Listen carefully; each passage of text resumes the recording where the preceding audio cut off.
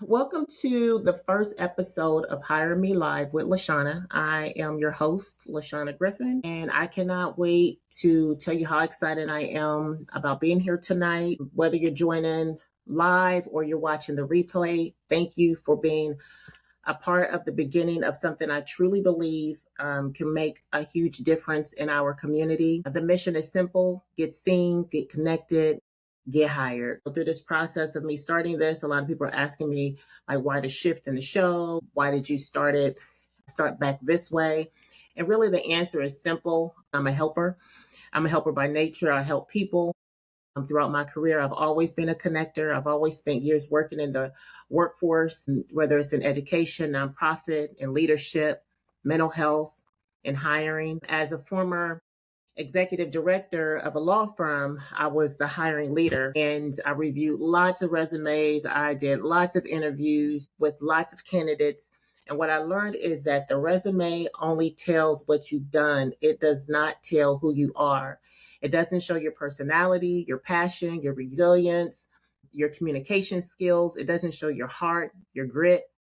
So at the same time, I've met incredible business owners. They're doing amazing work. And many people in their communities, they don't even know who they are. They don't know that they exist.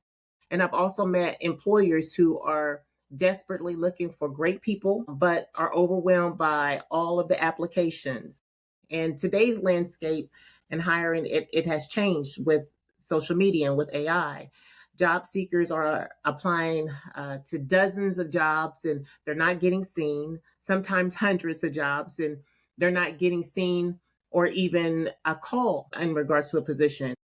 And employers are sorting through hundreds of applications and they're trying to find the right fit, but it's hard because the volume is so great. And I believe that relationships are being replaced by algorithms, and opportunities are often missed because people never get a chance to just sit there and have the one-on-one conversation. I believe we need to bring the human connection back into the hiring. That's where Hire Me Live with LaShaunna comes in. I'm a helper by nature, and I believe one introduction, one conversation, or one connection can completely change someone's life. It can change the trajectory of a business. And that's why I'm here. The three pillars are easy. The first one, job seeker spotlight. So if you're looking for a job, I want to introduce you to employers that may be able to see you without looking at your resume. This is your opportunity to share your story, your skills, your experience, and let people see the person behind the application. The second pillar is a business spotlight. Every week, we'll highlight businesses, nonprofits, and organizations making an impact in our community. We want people to know who you are, what you do, and how you're making a difference. The third is hiring now. If your organization is actively hiring, I want to hear from you. We want to hear from you. Tell us about your company, your culture, the positions you're hiring for, and exactly what you're looking for in candidates so our audience can connect with you directly. So if you fit any of the three categories, I'd love to have a conversation with you. Simply send me a message on Facebook at LaShaunna Griffin or email me at hiremelive@gmail.com. Again, that's hiremelive@gmail.com. I love to hear your story. And before we get started, I'm going to ask everyone watching to do one thing, well, maybe more than one thing. Please like the stream, share with a friend or family member, and tag someone who is looking for a job, who owns a business, or is hiring. You just never know whose opportunity could begin because you shared this video. Okay? So, getting into it, tonight's guest, okay? This is our very first guest. Perfectly represents what this show is all about. I'm so excited. He's someone who has spent more than 30 years invested in young people, strengthening communities, mentoring future leaders, and creating opportunities for others. He's the Senior Vice President and Executive Director of City Year Cleveland. And throughout his career, he served in communities such as Cleveland, Columbus, Detroit, Philadelphia, New Orleans, Baton Rouge. Y'all seeing the cities you're seeing the cities that he's been serving. Amazing. We're going to talk about the incredible work City Year is doing inside our schools, what it takes to build strong communities, strong partnerships, how businesses and corporate sponsors can support the mission.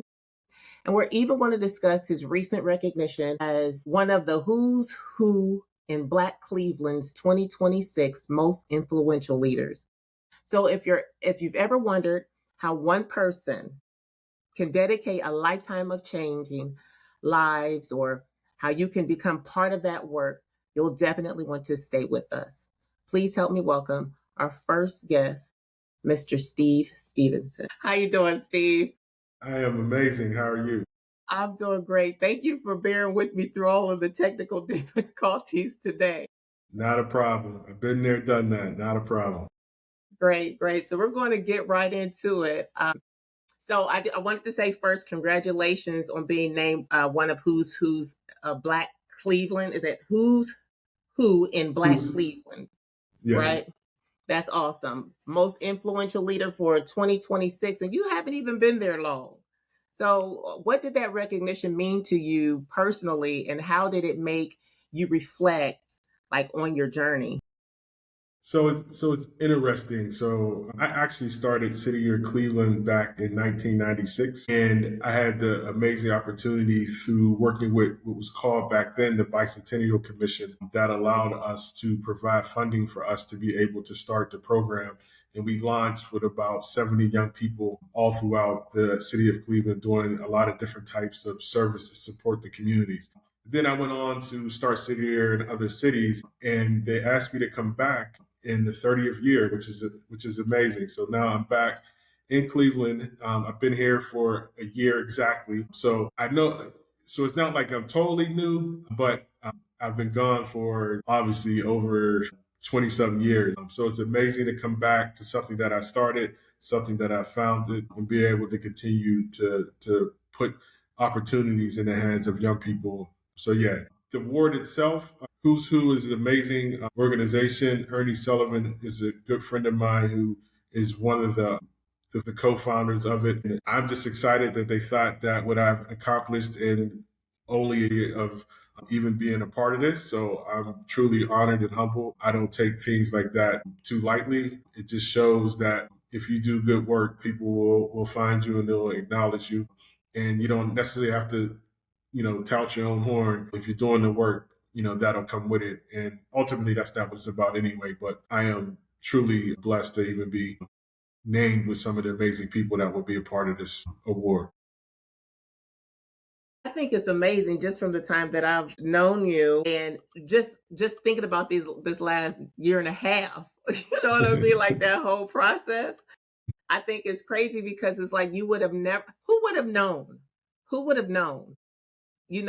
But I know they're like, what is she talking about? So let's just kind of start back from the beginning. So you started there 30 years ago, and then through that time frame between leaving and coming back, what work did you do in between time? All right. So when I left, I originally started in 1993. So born and raised in Pittsburgh, always had a passion and always through my life works was to help other people. So played college basketball. When I graduated from college basketball, I wanted to do something in my community in Pittsburgh. I started some after school programs in my neighborhood. At that time, City Year was only in one city, which was in Boston, which is the headquarters. And they actually were coming to Pittsburgh to possibly try to start a site in Pittsburgh. So they were asking around about people in the community, and I guess my name kept coming up.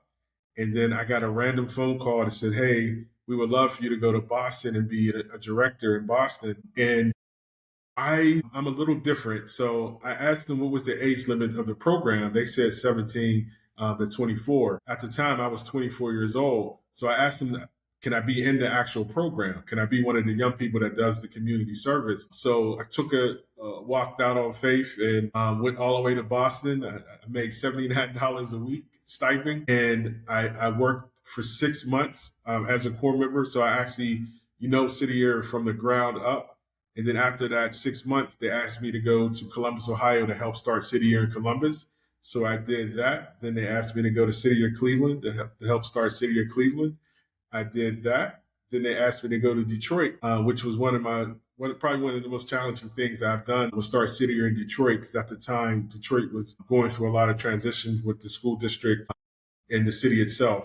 What year was that? City of Detroit was 1999. So I started City of Detroit in 1999. So after a couple years in Cleveland, they asked me to go to Detroit. And then after Detroit, they asked me to go to Philadelphia. So I stayed. I was in Philadelphia from about 2003 to about 2005.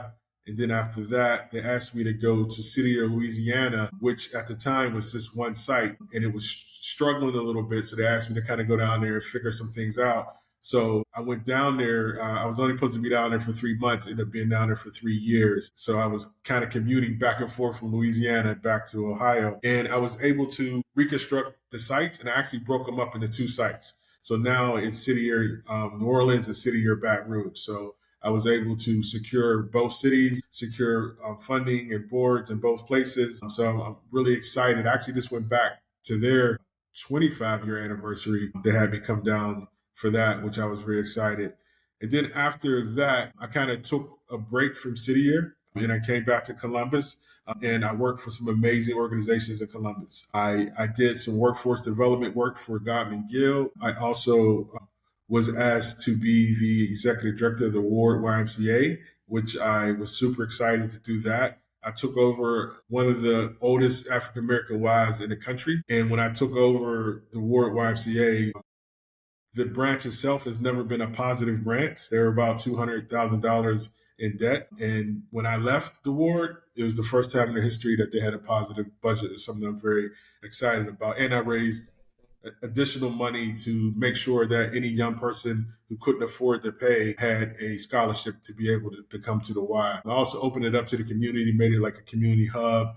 So people could come and get medical attention. They could get physical, mental. So I'm very proud of that. And then I was asked by Dr. Good, who at the time was the superintendent of Columbus City Schools, to come create a mentorship program for the district. And then I partnered with Keisha Huntley Jenkins, who a lot of you probably know, who's an amazing, amazing, amazing woman. And we created the first ever Department of Mentor Initiative in any school district. So we basically worked with off-track seniors. These were seniors who were failing, seniors who had behavior issues, and seniors that had attendance issues. These seniors weren't supposed to graduate. And basically what I did, we created a mentorship curriculum. And we recruited mentors to basically come in and love on these kids and show these kids that they were important. Just by doing that, our first year, I want to say the graduation rate was around 67%. The young people that we had in our program that weren't supposed to graduate, we graduated 74% of those kids. Wow. And by our 4th year, we had over 200 kids in our program, and we were graduating at about 94% rate. And these were kids who supposedly weren't supposed to graduate. But people that they counted out. They counted them out. They counted them out. You'll be surprised when you have a caring adult that's there for that kid every single day, that's advocating for that kid, is going to talk to teachers, is coming to their basketball games, their baseball games, coming to events that their own parents sometimes don't come to or don't have the ability to come to. So very, very proud of that work. After that, I was asked to go to the YWCA, which I was the only man in leadership at the YWCA, which was very interesting. But I love my ladies. I learned a lot there at the YWCA. Mm-hmm. And I was the managing director of housing. So I oversaw the YWCA's family homeless shelter. And I also oversaw about 96 women with disabilities at their downtown location who lived in 1-bedroom apartments. So we had about 60-something staff between both places, and we did everything, all wraparound services, all support system. Very challenging work, I would say, very, very challenging. And then again, I was asked, was tapped on the shoulder to come to an organization called A Kid Again, which is an amazing organization that works with kids with life-threatening conditions. Basically, they provide opportunities for them to just enjoy life. So imagine, you're a kid that is struggling with a life-threatening condition, and all you want to do is just to have fun and not be in Yeah. the hospital. So we provide opportunities for them to go to amusement parks, baseball, basketball games, and really we created a village for them. People ask me, is it similar to Make a Wish? Make a Wish is an amazing organization, but the one big difference is that we work with kids and do something for them every month, so they have something to look forward to if they're in the Yeah. hospital or if things are going hard. And we also did it for the whole entire family. And Yeah. my job was to supervise the executive directors all over the country. So I did a lot of traveling and supported my executive directors with fundraising, board management, and then overall leading the program. So I did that for about 4 years. And then my old alma mater, City Year, came calling saying, hey, we want you to come back to lead City Year Cleveland in the 30th year. Nice. So I've been back at City Year Cleveland for about a year. In City Year, we are a national nonprofit that started, back in 1988, where we focus strategically on supporting academic excellence in schools in some of the tougher cities across the country. City Year's in 29 cities. We're also in London and South Africa. And we take young people 17 to 24. We train, we love on them, we build them up, and then they go into these schools and create magic. When you Let me see ask you something, Steve. Sure. Let me ask Sure. you something. With you been in all of the different cities, sounds like urban cities, Yes. demographic may be the same, but culture Yes. is different. Across all of the cities, what has remained consistent throughout your leadership journey? What are the things you feel like was, remained the same? I think the biggest thing that remained the same is the cities themselves is need. There's always been need in all the places that I've been. Also, was pretty consistent is the unfortunate circumstances that our young people find themselves in. That was consistent across every city that I went to. That young people were starving to be loved, were starving to be supported, not understanding, and the people around them not understanding the trauma that they were facing and dealing with. And we would have conversations all the time with teachers and administrators and other folks like, man, these children are really struggling. And I would always explain to them, we have to deal with the trauma first before we can start talking about, Yeah. getting them to read and write and doing all these other things. Yeah. We got, and it's Their basic needs have to be met. Basic needs have to be met. Yeah. Mhm. So that's always been consistent. And that's something, even that may not always been my role because I've always had executive role, but I was one to always roll up my sleeves and I would be right there with the core members in the schools, working with the kids. Sometimes they would have to kick me out, tell me to go raise money, which I'm pretty good at too. Okay. But I love, I love the actual work and I love the actual ability to interact with the kids. So I'm never going to be too far away from that, regardless of what position. And it keeps you grounded when you're on that executive level. You still want to be able to stay rooted to the mission and the vision. Just off of what you say, because I work in nonprofit as well. I believe the kids, they love doing it, and they love structure. As much as they fight it, they love structure. They need structure. They need consistency and schedule, what to expect. Not knowing what to expect can raise anxiety. So the work is really good work. Leading into what you said about City Year Cleveland, can you speak on what the mission is and what the team members' roles are that are inside? Are they inside the schools? Yes. Yeah. So what? Because that's the core work, correct? Yes. Okay. So we are in four schools in Cleveland Metropolitan School District, and we're also in 2 schools in Cleveland Heights University High School District. So we have about 40 young people that are split up into teams. Each team is led by an impact manager that manages the relationship with the actual administration in the school. So the core members come every day about 7:30 in the morning before the kids get there, and they clap the kids into school every day. So every morning the kids get off the bus. Some of them are too cool, but if City is not there, they would definitely miss the core members yelling and screaming, and because we have no idea what that kid is coming from. But the first thing that they see in the morning is the red jackets welcome them in. And then once we get the kids into school, the core members split up into their different different rooms, different grade levels. What And grade then levels are they in? Are they in is this high school, middle, elementary? elementary and middle school. So Okay. right now, Okay. all our teams are in elementary and middle school. So each core member will have a caseload of kids that they will work with throughout the whole year. And our goal is to raise the kids' grade level at least one grade level. So if a kid is on a D level, we want to by the end of that year, we want them to be a C. And the beauty of it is that the core members are actually part of the school's family, the school's foundation. The teachers and administrators really depend on the core members. The core members make phone calls in the morning if the kids aren't coming up to school. They do after school programs. They do spelling bees. They do all types of extracurricular activities.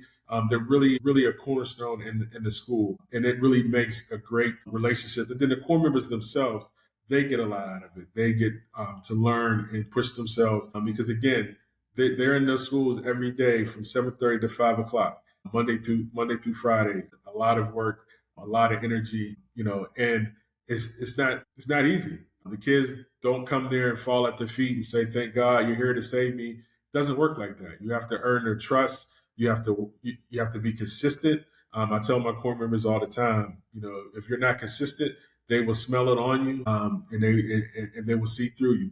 They will see So fake. They will they will see see. fake. They will see phony. They will snip out your lies, your procrastination, all of that. Yeah. And our core members Yes, themselves are very diverse from different backgrounds. We that's really great. believe that people from different backgrounds can come together and do this type of work. It's great for our kids to see, especially the kids in the urban communities that we work in, Yes. to see different faces that are there to support them. But ultimately, we want to make sure that the schools and the teachers understand what we're there to do. We have a great relationship with the district. They actually share data with us. So we have the analytics to show the work that we do. So we literally can see at the end of the year what type of impact and what type of, push that we put our kids through, which actually helps me as far as fundraising because I'm able to show my funders exactly what the money that they gave us, that we're good stewards of that money and the work that we do is beneficial. And we can actually show that with actual data and analytics.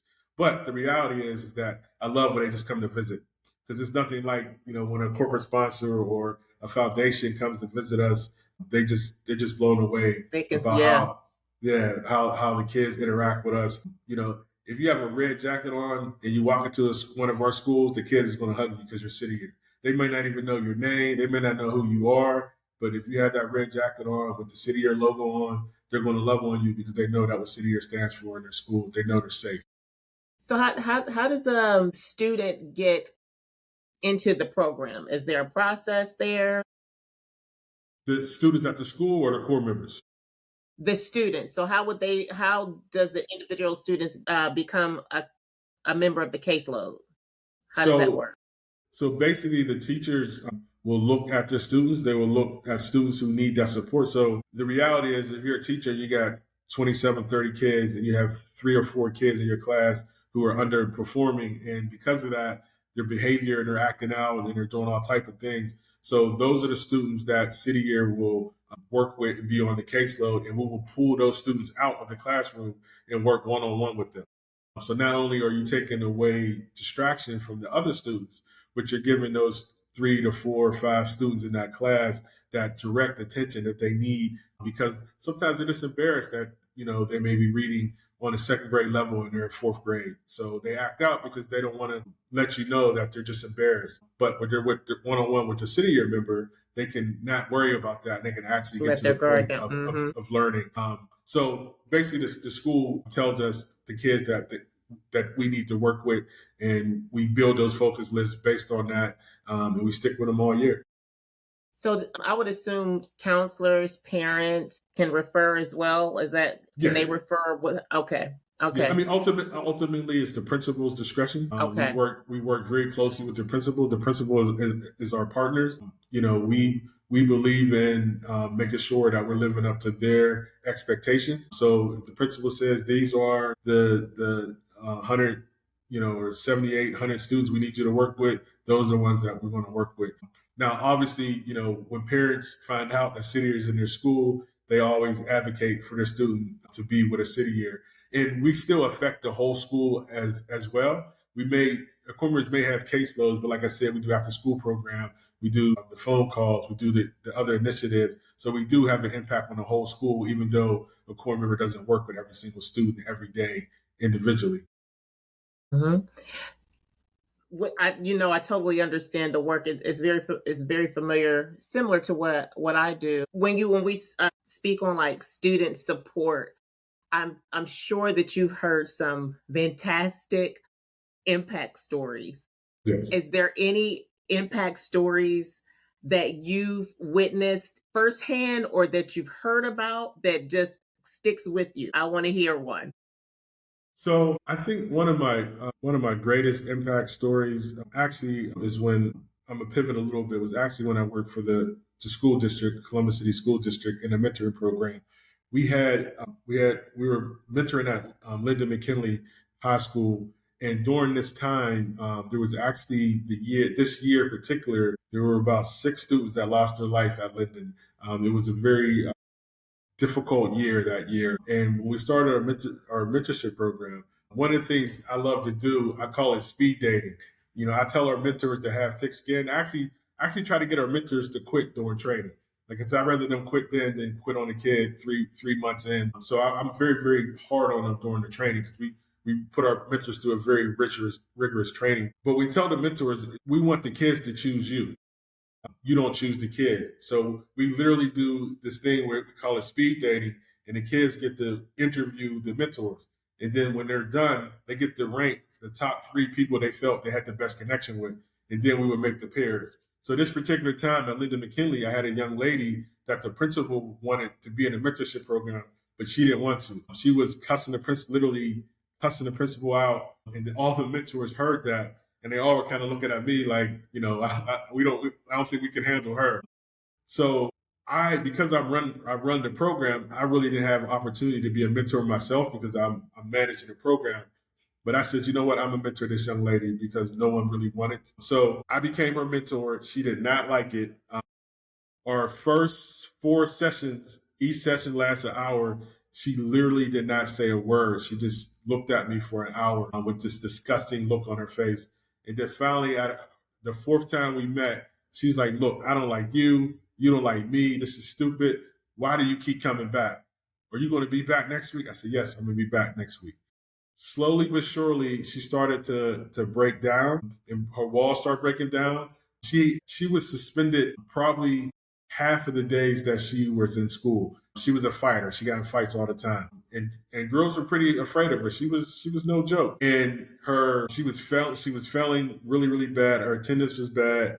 So once we started to break down and really get to know what was going on, I found out that she has some severe domestic violence situation. She was being sexually assaulted by family members. She was living a living hell. So once able to find all this out, obviously I had to report it because I'm that's part of my role, mandated reporting. But not only with that, I also was able to give her the type of support that she needed. I brought my wife into the program. I brought my daughter into the program.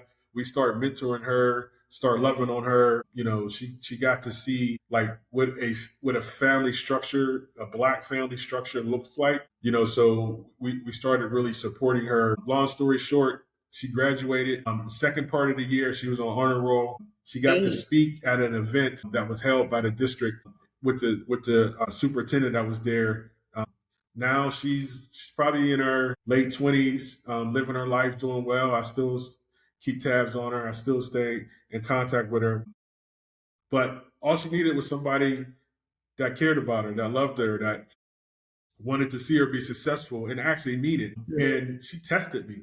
She tested me. Like she wasn't going to let someone in her life again that did not deserve to be in there. And I have so much respect for her because of that. But that's probably one of my, we in City here, we call them starfish. I don't know if you're familiar with the starfish story, but a kid was walking on the beach and all these starfishes were on the beach, and the kid was like, hey, these starfishes are going to die if we don't get them back into the water. And an old man said, kid, there's no way you can make a difference. You can't help all those starfish. And the little kid pondered for a second, thought about it, looked down, grabbed one of the starfish, threw it back in the ocean and said, I saved that one. So, I mean, that's the way I kind of look at it. Wow. And, I'm happy that I was able to support her, but she did all the work. Yeah. That's beautiful. I think a lot of people will be able to relate to that story. Just with you being consistent, even when she wasn't talking. She asked you, "You gonna be here next week?" Like she testing how committed are you to this process if I ain't giving you nothing back? You know what I mean? So that's a beautiful story, especially the climate today that's happening. When I work with students, I'm getting the same type of response sometimes. But I love the idea of this of the day of the speed dating. Like I love that. I might have to Hey, I got a whole curriculum for you if you ever I want had it. to grab it. I still have my mentor curriculum. So if you need it, just let me know. Okay, okay, I got it off camera. Okay. But one thing I appreciate is the importance of a strong feedback loop. For example, if the job has members and then they notice the students' attendance drops in their classroom and the behavior suddenly changes, how does that information move between your company, your to the teachers, to the staff, to the family and leadership? Why do you think that communication is so important, and how does that happen so we can make sure that everyone who needs to know knows, and the information that is received, action is taken? How does that look Well, with I mean, I know it's City Year? cliche, but it's a village. Like, I mean, literally, like, one hand has to support the other hand. Our core members are just a part of that process. So when our core members find out that something is going on or there's a struggle, they report it to their classroom teacher. They write up a report. That report gets submitted. The teacher then takes it to the counselor, to the principal, and then they manage it from the school district perspective. But we're the part that sometimes the kids will come to the core members because they feel comfortable. So we're the beginning. We're the beginning of that process. But we have total faith in the schools that we work with and administration that they will continue that process to get that kid the support that they need. But the core members are very proud that they're the ones that are able to start that process. Okay, awesome. Building partnerships is essential. So, how can someone support City or Cleveland? Whether it's an individual making donations, volunteering, mentoring, or corporation becoming a sponsor, what opportunities are available? So we raise money three ways. We do get support from AmeriCorps, which is the national arm of the National Service Act. So we do get support with that. And then also I recruit private revenue through corporations, and I also work with foundations. So if anyone is interested in supporting City Year, you can always get a hold of me, Steve Stevenson, cityyearcleveland.org. My email is sstevenson@cityyear.org. So I'm always available. I love to talk about City Year. I love to meet with people and just have conversations. I make about 27 to 30 calls a day just around talking to folks about supporting City Year. Not always about asking for money. That's on a minimum. That's what you have to do when you're really trying to leverage relationships and you're really trying to leverage your brand as a nonprofit or an organization. You have to be able to make those calls, do those lunches, be at those events. It's really a full-time job when you think about it, but it's definitely worth it, and it's definitely important to do. So, if you have 5 minutes with the CEO considering where to invest their community dollars, they're looking, I got money, where we want to invest it. Why should they invest in City or Cleveland? And what kind of long term impact does that investment create? The first and foremost, I created a 3-year, multi-year plan that allows and shows the growth of our site over the next 3 years. And what they will be supporting is a total organization that understands and supports the community all the way from the students, all the way to the core members. And, we actually affect actual real grades. We actually affect real change in the schools. So there's not a lot of entities where you can fund them where they can show through actual data that's given by the school district that shows the actual real work and real change. So that's something that a lot of corporations and companies and foundations really like, because they can actually look at us and they can tell their shareholders, they can tell their board members, City Year actually does this. Here's the information. Here's the proof. So that's a big conversation I have with a lot of funders, and they really appreciate the fact that they can actually touch the actual work that we can do. We can show and prove that the work we're doing, and then also, from organizational standpoint, or actual young people that are doing the service, these are people who are going to go off in life and become amazing people. I have core members now that are city council, or CEOs, or in all types of amazing jobs, and they all got their start at City Year. I myself was a core member in 1993, and I'm where I'm at now because of all the things that I've learned through City Year and all the relationships that I've built. So you're not just investing in the young people in the schools, you're also investing in the young people who are leading the kids in the schools. So I think it's a very easy choice when you really think about it to fund City Year. You raise a great point. I love how you're able to articulate that. The beautiful part about raising at a grade level is simple it's a simple stat with a great weight. And so to be able to show that, you can see it immediately. You got 4 grading periods, so, and you can see it quarter for quarter. So I think that that's an amazing goal to have, and an attainable goal to have for the students. And it gives them a self confidence when they see it. And so I love it. And when people think grades, it's not just to get that next grade level. The students have to be in school. So you have to tackle attendance, you have to tackle behavior, you have to tackle impulses, you have to tackle the cell phone. You know what I mean? There's lots of things that has to be addressed in order, because the grade is the recipient of all of the work that's done before the grade is increased. So that type of work is, just saying, oh, the grade, yes, but I just want people to understand that it's a lot of work that has to be put in first before the grade is shown. It's like a seed. The seed is, you have to water it, and it's rooting. You got to do a lot before you actually see it sprout. So the work that they're putting in to get the students to the next grade is far beyond just helping them read or read out loud. You have to, if they're getting suspended all the time, why are we getting suspended? We need you in the classroom to learn in order to get your grades up. So the work is deep to get there, but the fact that the stat is so measurable and so easy to understand, it's not hard to grasp. We've all been there before. I think it helps as well. So I really appreciated that. That was awesome. Just finally, you dedicated your career to helping others reach their full potential. A lifetime of, that's older than a lot of adults for 30 plus years.